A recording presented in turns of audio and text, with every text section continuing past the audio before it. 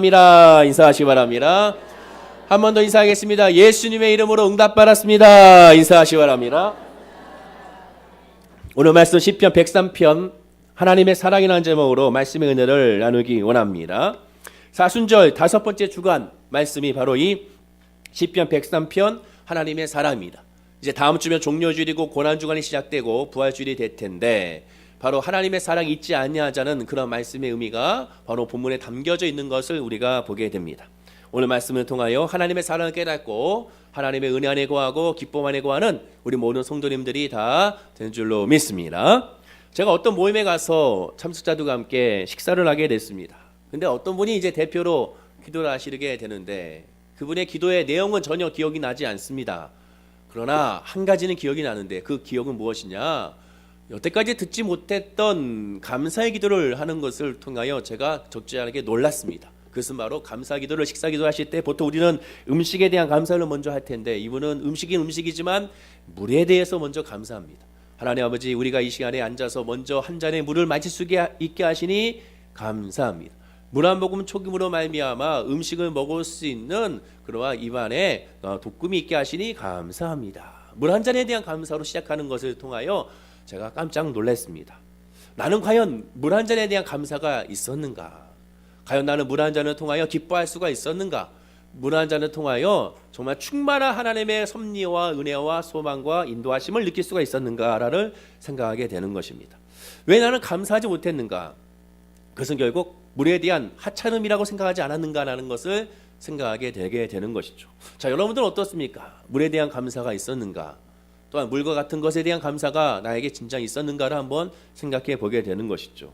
그런데 물은 하찮지가 않음을 우리가 보게 됩니다. 왜냐하면 물은 인간의 조건의 생명 조건의 생존 조건에서 가장 필수적인 조건이기 때문에 그렇습니다. 사람의 몸의 70%가 물이라고 하지요. 나이가 드시면 연세가 드시면 자연스럽게 수분이 빠져나간다는 것을 보게 됩니다. 당연히 피부도 점점 탄력을 잃게 되는 것을 보게 되죠. 물론 지금 의학의 발달돼서 여러 많은 주사가 있긴 하지만 그래도 하나님이 만들어주신 그러한 창조의 섭리는 거스릴 수가 없게 되는 것을 보게 되는 것입니다. 생명의 근은 물입니다. 창조론자나 제로론자는 생명의 근원을 확실하게 물로 보고 있죠. 물이 있는 곳에 생명이 있고 생명이 있는 곳에 진화가 있다라고 진화론자는 말하게 되는 것을 보게 됩니다. 그렇습니다. 생명의 근원은 물입니다. 음식은 안 먹어도 40일을 견딜 수 있다고 하지만 40일 금식을 우리가 할 수 있다고 하지만 물은 안 먹어도 40일을 견딜 수가 없게 되는 것이죠. 며칠 만에 목마름으로 말미암아 결국 사망에 이르게 되는 것을 보게 됩니다. 그런데도 불구하고 우리가 물을 하찮게 여기는 이유는 무엇인가? 아무래도 주위에 너무 흔하기 때문에 그렇습니다. 주변에 가게에 들어가서 식당에 들어가서 죄송합니다, 물 한 잔만 먹겠습니다 했을 때 물을 거부하는 그런 가게는 거의 없는 것을 보게 되죠. 그만큼 물은 흔하고 구하는 데 있어서 큰 비용이 들지 않는 것을 보게 됩니다. 카페에 들어가도 카페 안에 물이 놓여져 있는 것을 보게 되는 것이죠. 누구나 먹을 수 있게 해준 것을 보게 됩니다. 사실상 물을 또한 예전에는 사 먹는다는 것을 아예 이해도 하지 못했습니다. 저도 어렸을 때도 그렇고 여러분도 마찬가지지 않습니까? 물은 사 먹는 것이 아니었죠. 야, 생수를 사 먹어? 말이 안 돼. 수돗물을 끓여 먹으면 되는 것이죠. 늘 우리는 보리차를 먹었던 기억이 납니다. 보리차에다 끓였다가 2, 3일 지나면 보리차 물 맛이 이상하게 되는 것을 보게 되는 것이죠. 그러나 그 물 맛있다고 열심히 먹었던 그런 기억이 납니다. 무조건 보리차로 끓여 먹든지 또는 결명자차로 끓여 먹든지 아무튼 끓여서 먹으면 되는 것이고 숙용으로 먹으면 되는 것이지 사서 먹는다는 것은 이해가 안 되는 것을 보게 되죠. 또한 정수기를 갖다 놓고 먹는 것도 예전에는 이해가 안 됐던 것을 보게 됩니다. 그래서 한번 궁금했습니다. 우리나라는 언제부터 생수가 판매가 됐는가? 여러분도 혹시 아십니까? 우리나라는 언제부터 생수를 사 먹게 됐는가?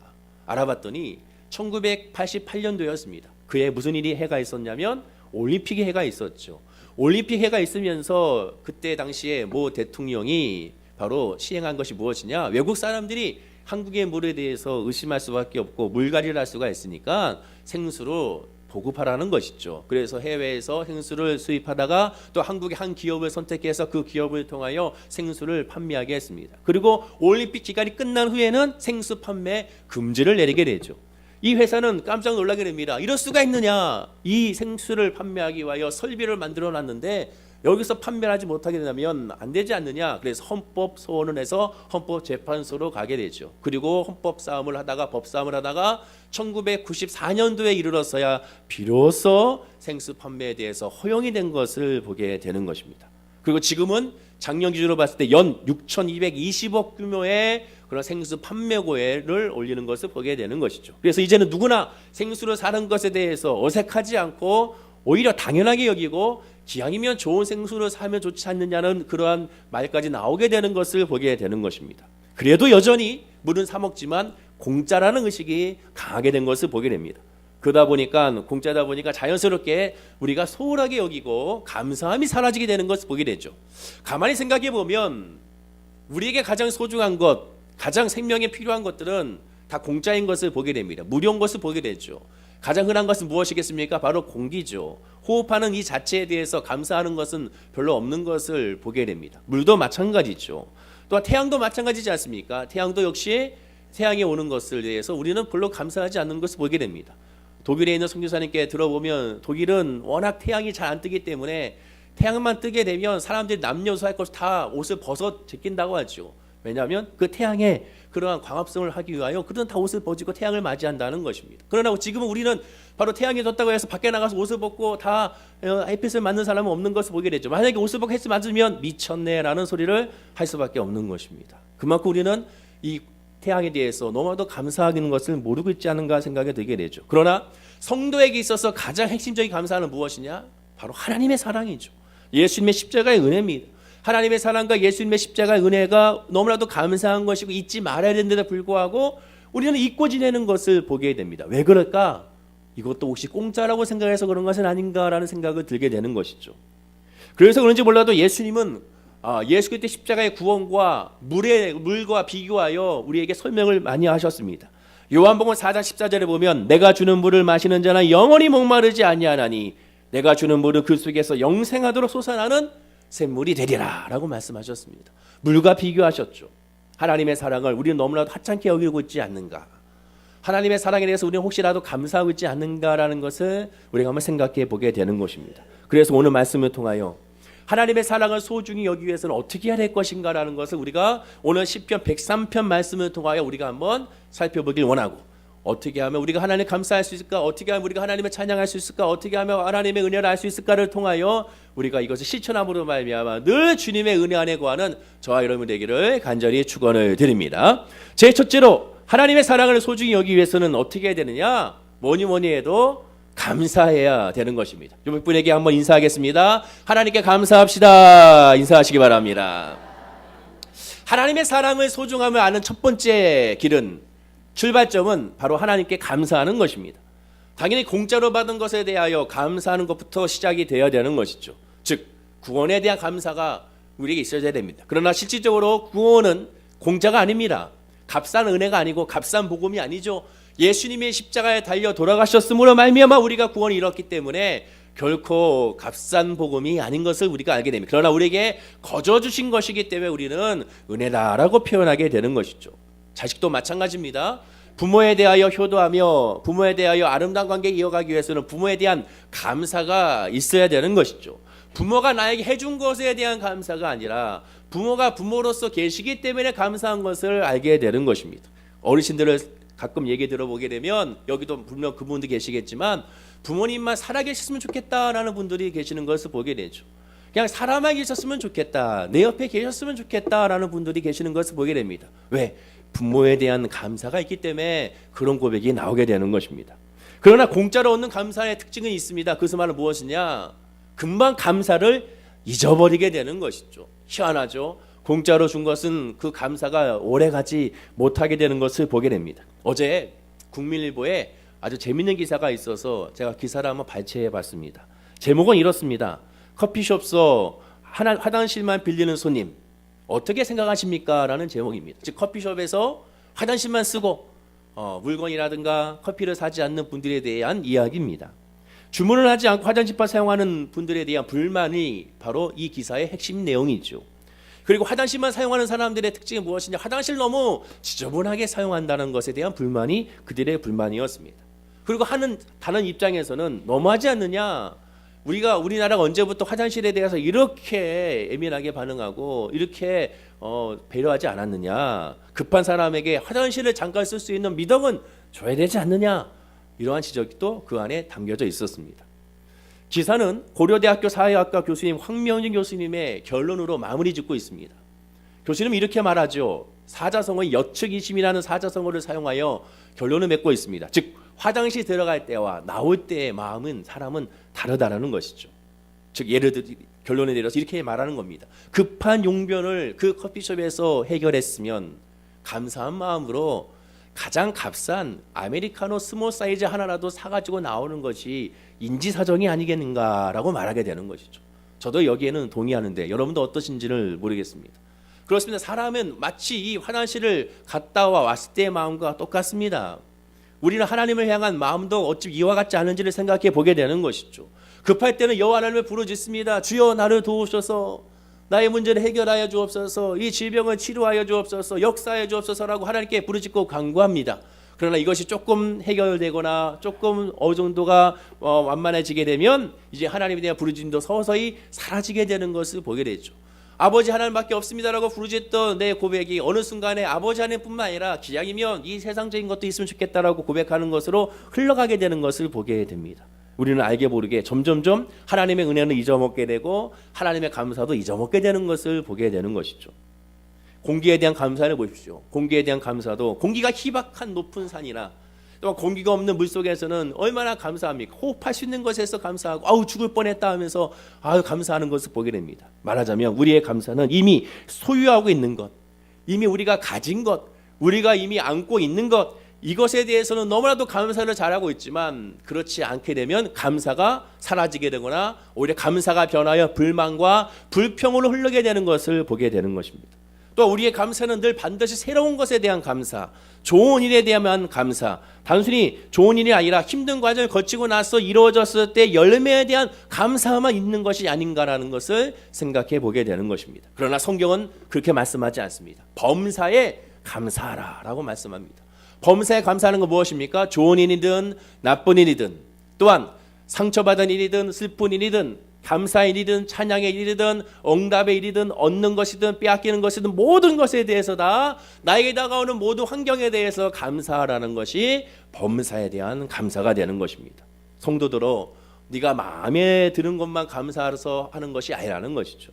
그래서 감사는 뷔페 식사가 아닙니다. 이상하지 않습니까? 얼마 전에도 결혼식장 가서 뷔페를 먹는데요. 여러분은 어떨지 모르겠지만 저 같은 경우는 늘 먹던 것만 먹게 됩니다. 먹던 콜라, 먹던 사이다, 기왕이면 좋은 거 먹으면 좋겠는데 먹던 튀김, 먹던 국수, 그것도 국수를 그냥 3개씩 넣어가지고 비벼가지고 먹고 다른 거 못 먹게 배가 탱탱 붓고 튀김 먹고 막 이렇게 되는 것이죠. 늘 먹던 것만 먹게 되는 것이. 아무리 좋은 호텔 뷔페에 가도 거기 가도 결국 이 먹을 게 많네 하다가 결국 가져온 거 보면 늘 먹던 것만 갖고 오게 되는 것이죠. 우리도 마찬가지죠. 우리의 감사도 이와 같지 않은가. 늘 감사할 수 있는 것만 감사하고 내가 생각했을 때는 내 마음에 와닿고 내 입맛에 맞지 않는 것은 감사하지 아니하고 오히려 불만과 불평하지 않는가를 보게 됩니다. 히튼 호텔에 예전에 섬기는 교회에 있으면서 한 분이 2달에 한 번씩 우리 교육자님들 히튼 호텔에 뷔페로 식사 대접을 하셨습니다. 그분 참 대단한 분이시죠. 근데 처음에 갔을 때는 여기가 좋사오니 이곳이 천국이라 하면서 열심히 먹었는데 한 3번째 가니까 먹을 것이 없네 라는 것이 바로 인간의 모습입니다. 누구나 마찬가지일 것입니다. 왜? 사람은 그렇게 감사가 점점 떨어지는 존재이기 때문에 그렇습니다. 새로운 것이 들어오지 아니하면, 새로운 환경을 접하지 아니하면 감사하지 못하게 되는 것을 보게 되는 것입니다. 가진 것에 대한 감사가 아니라 또한 갖지 못하는 것에 대한 불평이 아니라 그저 우리는 무엇에 대한 감사해야 되느냐? 하나님에 대한 사랑으로 감사로 채워져야 되는 것입니다. 로마서 8장 39절에 말씀합니다. 높음이나 기쁨이나 다른 어떤 피조물이라도 우리를 우리 주 그리스도 예수 안에 있는 하나님의 사랑에서 끊을 수가 없으리라 라고 말씀합니다. 다른 모든 것은 끊어질 수가 있고 다른 모든 것은 없어질 수가 있고 소멸될 수가 있지만 하나님의 사랑은 그 어느 누구도 어떤 환경도 어떤 피조물도 하나님과 사랑을 끊을 수가 없다라는 것입니다. 즉 하나님의 사랑은 완전한 사랑이고 영원한 것이라고 말씀하고 있는 것이죠. 성도가 유지하고 있어야 될 것은 무엇이냐? 그 감사는 하나님의 사랑과 하나님과의 관계가 되어야 되는 것입니다. 예수님이 가르쳐 주신 주기도문의 핵심은 무엇입니까? 예수님이 가르친 주기도의 핵심에 가르치는 기도의 내용의 핵심은 제일 먼저 하나님에 대한 경배와 감사와 찬양입니다. 그 다음에 내가 하나님께 필요로 구하는 것은 이러한 양식과 하나님 거룩하게 살게 하옵소서라고 고백하는 것입니다. 그리고 그 위에 하나님의 뜻이 나를 통하여 나를 통로 삼아서 이루어 주십시오. 그리고 이런 것도 이 땅에서 하나님의 뜻대로 이루어 달라고 기도하는 것이 주기도문에 예수님이 가르쳐 주신 기도의 핵심인 것을 보게 되는 것입니다. 그렇습니다. 모든 것은 다 하나님 편에서 하나님의 뜻 안에서 하나님의 계획 안에서 이루어져야 되고, 감사도 나의 감사가 아닌 하나님께 올리는 하나님의 뜻에서 하나님의 마음에서 하나님의 입장에서 들어지는 감사가 됐을 때 그 감사는 변하지 아니하는 진정한 감사가 될 수가 있게 되는 것입니다. 오늘 본문 1절과 2절의 말씀 한번 볼까요? 다 같이 한번 1절과 2절 말씀을 합독하겠습니다. 내 영혼아 여호와를 송축하라. 내 속에 있는 것들아 다 그의 거룩한 이름을 송축하라. 내 영혼아 여호와를 송축하라. 그의 모든 은택을 잊지 말지어다. 계속 반복합니다. 송축하라, 송축하라, 송축하라. 왜 송축하느냐? 여호와의 은혜를 잊지 않기 위하여 송축하라고 말씀합니다. 그 은혜가 무엇입니까? 먹을 것을 줬기 때문에 아니죠. 뭔가 나에게 주어졌기 때문에 아닙니다. 하나님이 나의 하나님의 됨에 대해서 감사하고 잊지 말라라는 것입니다. 하나님에 대한 감사를 하라라는 것입니다. 이것이 성도의 감사고, 이것이 진정한 감사고, 그 감사가 있을 때 모든 것에 대해서 범사에 감사할 수가 있게 되는 것입니다. 옆에 분에게 인사하겠습니다. 하나님으로만 감사하시길 바랍니다. 인사하시기 바랍니다. 어저께 아동부 우리 성경학교, 지금도 오늘도 성경학교를 오늘까지 하고 있는데 개회를 하라고 그래가지고 개회를 하면서 아이들한테 물어봤습니다. 자, 여러분 중에 부모님을 사랑합니까? 다 사랑한다는 것이죠. 여러분 중에 오빠나 동생 있습니까? 손 들어보세요. 손 들읍니다. 그럼 여러분 중에 오빠나 또 동생을 사랑하는 사람 손 드세요 그랬더니 반만 손 들더라고요. 그래서 또 이제 엄마 아빠한테 물어봤어요. 야, 여러분 중에 엄마 아빠 사랑한다고 했는데 엄마 아빠를 왜 사랑합니까? 사랑하는 이유가 무엇입니까? 했더니 한 여자애가 손을 바짝 뜨더니 엄마는 나에게 잘 키워주시고요, 먹을 것도 잘 해주시고요, 아빠는 나에게 해달라는 대로 해주시고요, 얘기하더라고. 그래서 제가 얘기했죠. 그럼 엄마 아빠가 그거 안 해주면 어떡할 거니? 그랬더니 얘가 갑자기 당황해야 하는 겁니다. 안 해주면 어떡하지? 아무 말을 못하고 표정 보니까 울먹울먹 하려고 해가지고 얼른 다른 말로 옮겼던 기억이 납니다. 우리의 감사는 하나님께서 나에게 주셨기 때문에 감사는 아닌 것입니다. 나에게 주시든 나에게 주시지 않든 우리의 감사는, 성도의 감사는 오직 하나님만 돼야 되는 것입니다. 이 시간 여러분들 이 주일 3분의 예배에 나와서 하나님께 기도할 때 제일 먼저 하는 기도가 무엇입니까? 하나님, 내가 이 자리에 나오니 감사합니다. 내가 하나님을 찬양하게 하시니 감사합니다. 내가 기도하게 하시니 감사합니다. 내가 말씀 보게 하시니 감사합니다. 하나님으로만 감사하는 것이 먼저 우리의 성도의 기본적인 하나님의 은혜에 감사하고, 그것이 성도에 된 하나님의 자녀의 모습인 것을 기억하는 저와 여러분이 될 줄로 믿습니다. 두 번째로, 하나님의 사랑을 소중히 여기기 위해서는 무엇을 해야 되느냐? 감사뿐만 아니라 참된 예배를 드려야 됩니다. 오늘 본문 13절과 14절 말씀을 다 같이 한번 합독하겠습니다. 아버지가 자식을 궁일이 여긴 같이 여호와께서는 자기를 경외하는 자를 궁일이 여기시나니 이는 그가 우리의 체질을 아시며 우리가 단지 먼지뿐임을 기억하심이로다. 인간의 타고난 본성은 죄악뿐입니다. 아무리 성자라 하더라도 이건 어쩔 수가 없습니다. 아무리 고행을 많이 하고 아무리 선을 많이 베푼다 하더라도, 야, 저 사람은 법이 없어도 살 사람이 하더라도 그 사람이라도 그 마음속 깊은 곳에는 늘 죄악이 도사리고 있음을 인정할 수밖에 없습니다. 즉 성도나 불신자를 막론하고 죄에서 완전하게 벗어날 수가 없고, 죄에서 완전히 벗어날 수 없다는 것은 죄를 해결할 수가 스스로가 없다라는 것입니다. 불신자는 왜 불신자냐? 죄를 모르고, 또한 죄를 안다고 해도 죄를 해결할 수 있는 방법을 모르기 때문에, 또한 방법을 안다 하더라도 인정할 수가 없기 때문에 우리는 불신자라고 말하게 되는 것입니다. 그러나 성도는 다르죠. 그것에 대해서 알고 또한 해결할 방법을 알고 해결했기 때문에 우리는 성도라고 하게 되는 것입니다. 불신자가 아무리 죄를 해결했다 하더라도, 그러나 그것에 대해서 완전한 해결은 될 수가 없어요. 마음 가운데 죄책감이라는 것이 늘 자리 잡고 있기 때문에 그렇습니다. 예전에 섬겼던 한 교회의 집사님이 학원을 운영하셨는데 밤에 아이들을 담배 태워다 주다가 아무 생각 없이 좌회전을 했는데, 좌회전하는 순간 쾅 하고 사고가 크게 난 겁니다. 오토바이하고 배달하는 아이하고 사고가 난 거죠. 근데 그 아이가 사고 나자마자 이 집사님이 얼른 그 아이를 데리고 바로 옆에 있는 일산 백병원 응급실로 데려갔습니다. 그러나 안타깝게도 30분 만에 사망하고야 말았습니다. 이분이 아직 예수 그리스도를 온전히 믿지 못했습니다. 그 아내 되신 분은 지역자님, 구역자님으로서 열심히 하나님 섬기면서 남편을 위하여 기도하고 있었죠. 믿음을 얻고 기도하고 있었습니다. 근데 이분이 이제 그런 사고가 터지자 마음 가운데 너무 두렵고 떨리게 되는 것이죠. 결국에는 나중에 감옥까지 갈 수밖에 없었습니다. 그래서 제 기억은 1년 6개월을 이제 살다 나오셨죠. 근데 그분한테 그런 얘기를 많이 했습니다. 어떠십니까? 이미 민사적으로 형사적으로 다 이제는 다 죄를 다 씻었는데 그러나 지금 마음 어떻습니까? 여전히 마음은 힘들다는 것이죠. 왜? 아이가 사망에 이르렀기 때문에 그 죄책감에서 벗어날 수가 없는 것입니다. 아무리 법적으로는 다 해결했습니다. 집도 팔고 학원도 다 정리하여 모든 배상을 다 해줬습니다. 또한 형사적으로도 다 책임을 다 감당했습니다. 그러면 더 이상 이제 털고 나올 수도 있는데도 불구하고 여전히 마음 가운데는 남아 있는 것입니다. 제가 그런 얘기를 했습니다. 이것은 어느 누구도 해결할 수가 없습니다. 어느 누구도 이 죄책감을 그것을 빼낼 수는 없습니다. 오직 예수 그리스도밖에는 없다라는 것입니다. 오직 예수님 앞에 엎드리고 지금이 은혜 받을 때고 지금이 하나님의 믿음 안에 있을 때입니다. 지금 이제 예수 그리스도를 영접하시고 예수님 앞에 나와 하나님을 찬양하십시오라고 권면하게 됐죠. 당장 그 권면에 응답을 하지 못했지만 그러나 집에서 하나님의 말씀을 보기 시작을 하시고 그리고 이제는 주일에 살며시 교회 나오기 시작하시고 그 나중에는 주일 예배 드리시고 그 다음에 이제 금요철에 예배 드리시고 수요 예배도 나오시고 새벽 예배도 나오시다가 결국에는 이제 예수님을 영접하셔서 마음 가운데 자유함을 얻게 됐습니다. 그 자유함을 얻게 된 핵심이 무엇이냐? 다시 끊었던 학원을 다시 여시게 된 것이었죠. 그렇습니다. 세상 사람들은 질타할 수가 있습니다. 또한 마음 가운데도 내 마음에서 계속 질타할 수 있습니다. 그럴 수밖에 없습니다. 왜? 인간은 이 죄책감에서 해결할 수가 없기 때문에 그렇습니다. 그러나 반면에 성도는 누가 있습니까? 예수 그리스도가 우리 마음에 계십니다. 로마서 8장 2절에 말씀합니다. 이는 그리스도 예수 안에 있는 생명의 성령의 법이 죄와 사망의 법에서 너를 해방하였습니다. 예수 그리스도의 믿음 안에서 해방되어야 되는 것입니다. 누가 하고 싶어서 그런 일을 저지르겠습니까? 누구 하고 싶어서 사람을 칠 수가 있었겠습니까? 사고인 것이죠. 사고와 일부러 한 것은 다를 수밖에 없는 것입니다. 이 죄책감에서 벗어날 길은 오직 예수 그리스도밖에 없음을 우리가 고백해야 되는 것입니다. 혹시 이 자리에도 죄책감으로 예전에 있었던 죄책감으로 예전에 있었던 아픔으로 여전히 털지 못하는 분이 있다면 이 털 수 있는 방법 오직 하나 예수 그리스도밖에 없습니다.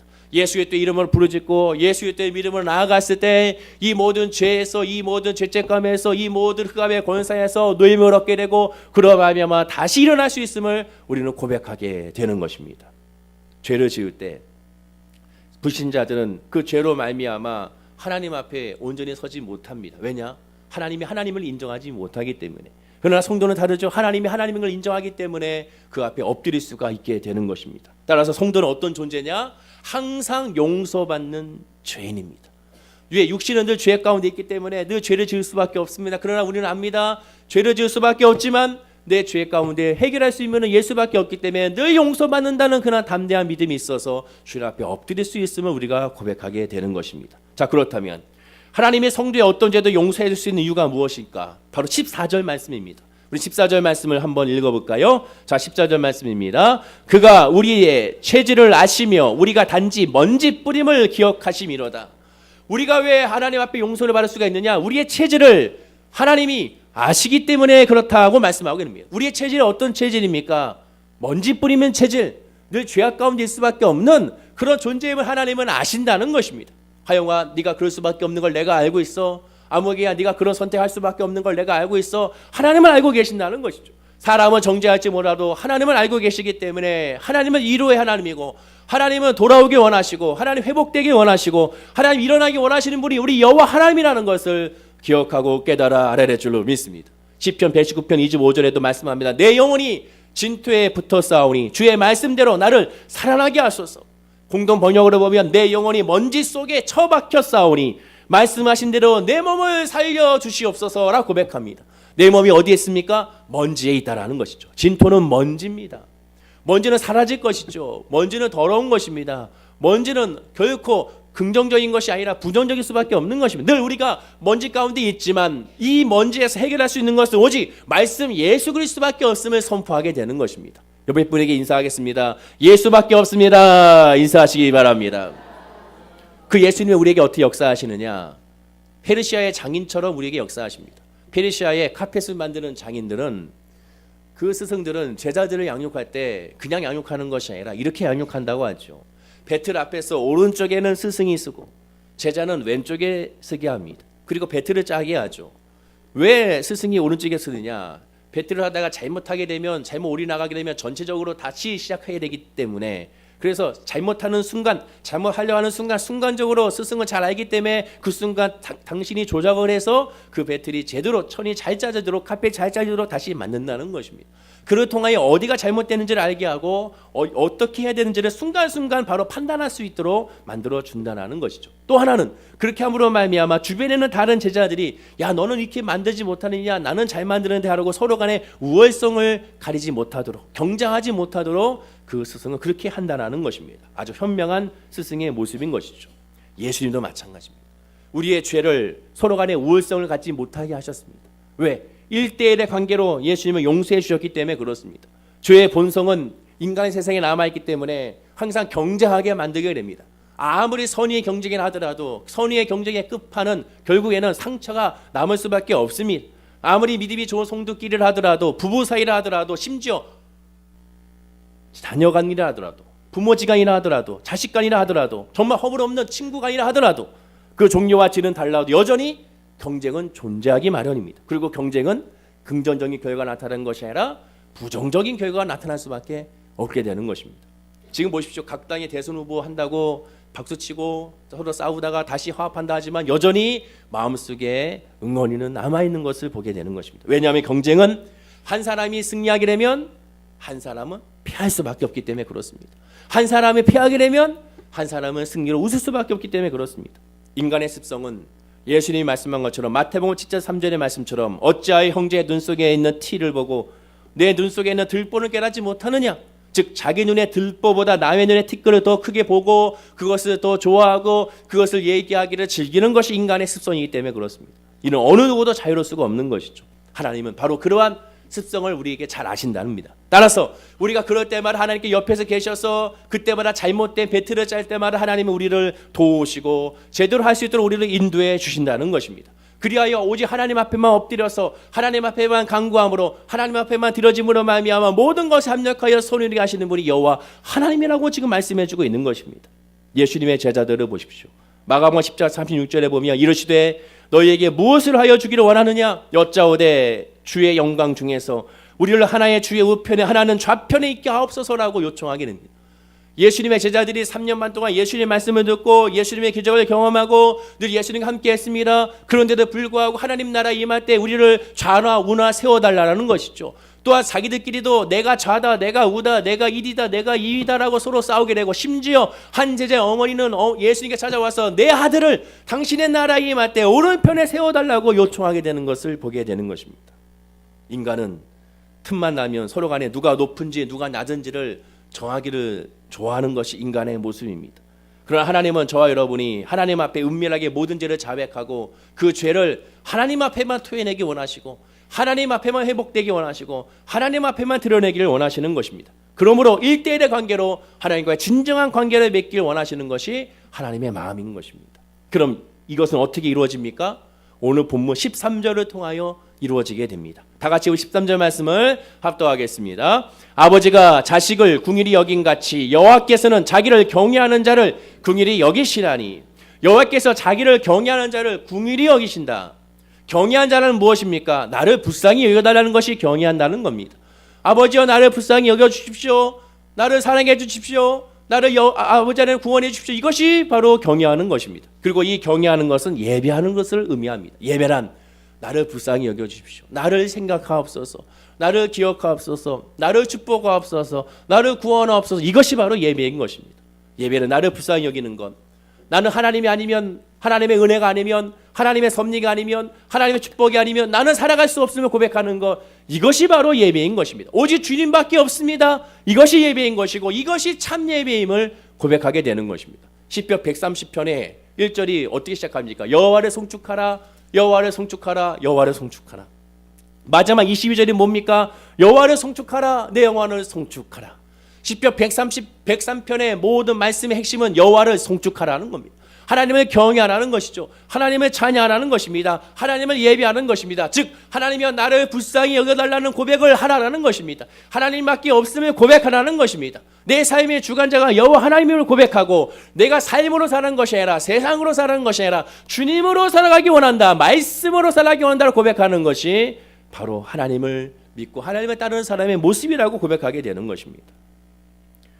요한복음 4장 23절에 이렇게 말씀하죠. 아버지께 참으로 예배하는 자들은 영과 진리로 예배할 때가 오나니 곧 이때라 아버지께는 자기에게 이렇게 예배하는 자를 찾으시니라. 하나님은 예배하는 자를 찾으십니다. 어떻게 예배하는 자? 신령과 진정으로 예배하는 자. 그 신령과 진정으로 예배하는 자는 아버지여 나를 불쌍히 여겨 주십시오. 나에게 은혜를 베풀어 주십시오. 나에게 구원을 베풀어 주십시오. 그 말 뜻은 무엇이냐? 나에게 돈을 주세요. 나에게 건강을 주세요. 나에게 역사를 주세요. 이것이 아니라 하나님을 나에게 주십시오. 하나님의 분깃을 나에게 주십시오. 나에게 성령을 주십시오. 주님이 계심을 알게 하옵소서. 주님의 인도하심을 알게 하옵소서. 주님의 동행하심을 알게 하옵소서. 그렇게 살아가기 원합니다라고 고백하는 그 고백이 참 예배라고 지금 말씀하고 있게 되는 것입니다. 예수님은 참 예배자를 말씀하시면서 또 이렇게 말씀합니다. 요한복음 4장 26절과 30절에 예수께서 이러시되 내게 말하는 내가 그러하시니라. 이때 제자들이 돌아와서 예수께서 여자와 말씀하신 것을 이상히 여겼으나 제자들은 알지 못했습니다. 무엇을 구하시나이까? 어찌하여 그와 말씀하시나이까? 묻는 자가 없더라. 여자가 물뚱어리를 버려두고 동네에 들어가서 사람들에게 이르되 내가 행한 모든 일을 내게 말한 사람을 와서 보라. 이는 그리스도가 아니냐 하니 그들이 동네에서 나와 예수께로 오더라. 예수를 만났을 때 어떻게 했습니까? 하나님은 예수를 만나고 예수님을 예배할 때 하나님의 말씀을 들을 때 어떻게 했습니까? 물동어리를 버려뒀습니다. 물동어리로 살아가는 것이 아니구나. 내가 물을 얻어서 살아가는 것이 아니구나. 이 세상의 물로 살아가는 것이 아니구나. 하나님의 말씀으로 살아가는 것이구나. 내가 물동어리로 살아가는 것이 아니구나. 이 세상의 지위와 이 세상의 명예와 이 세상의 것으로 살아가는 것이 아니구나. 주님으로 살아가는 것이구나. 버려둘 수 있는 것이 바로 예수 그리스도의 믿음 안에 있는 사람의 모습이라는 겁니다. 정말로 예배하는 자가 그것을 알 수 있는 것은 내가 하나님으로 사느냐 세상으로 사느냐, 돈으로 사느냐 하나님으로 사느냐, 세상의 주의로 사느냐 하나님으로 사느냐, 무엇을 바라보기 위하여 내가 예배하느냐, 무엇을 바라보기 위하여 내가 기도하는가, 무엇을 바라보기 위하여 내가 헌신하는가. 그것은 바로 오직 하나님의 됨을 고백하는 것. 이것이 바로 믿음의 성도의 모습임을 성경은 우리에게 말씀해주고 있게 되는 것입니다. 결론을 맺겠습니다. 하나님의 사랑을 내가 깨닫고 있는가? 내가 범사에 감사하고 있는가? 그 사랑과 감사로 나는 지금 참 예배를 드리고 있는가? 내 예배의 중심은 어디에 있는가? 한번 살펴봐야 되는 것이죠. 빌립보서 2장 9절과 11절에 이러므로 하나님이 그를 지극히 높여 모든 이름 위에 뛰어난 이름을 주사 하늘에 있는 자들과 땅에 있는 자들과 땅에 있는 자들과 모든 무릎을 예수의 이름에 꿇게 하시고 모든 입으로 예수 그리스도를 주라 시인하여 하나님 아버지께 영광을 돌리게 하셨느니라. 예수님이 십자가 달려 돌아가신 이유가 무엇이라고 말씀합니까? 세상적인 것이 아닙니다. 예수님이 십자가 돌아가신 이유가 우리가 승진하기 위하여 사업이 잘 되기 위하여 예수님이 피 흘려 돌아가신 것이 아닙니다. 예수님이 피 흘려 돌아가신 이유는 바로 무엇이냐?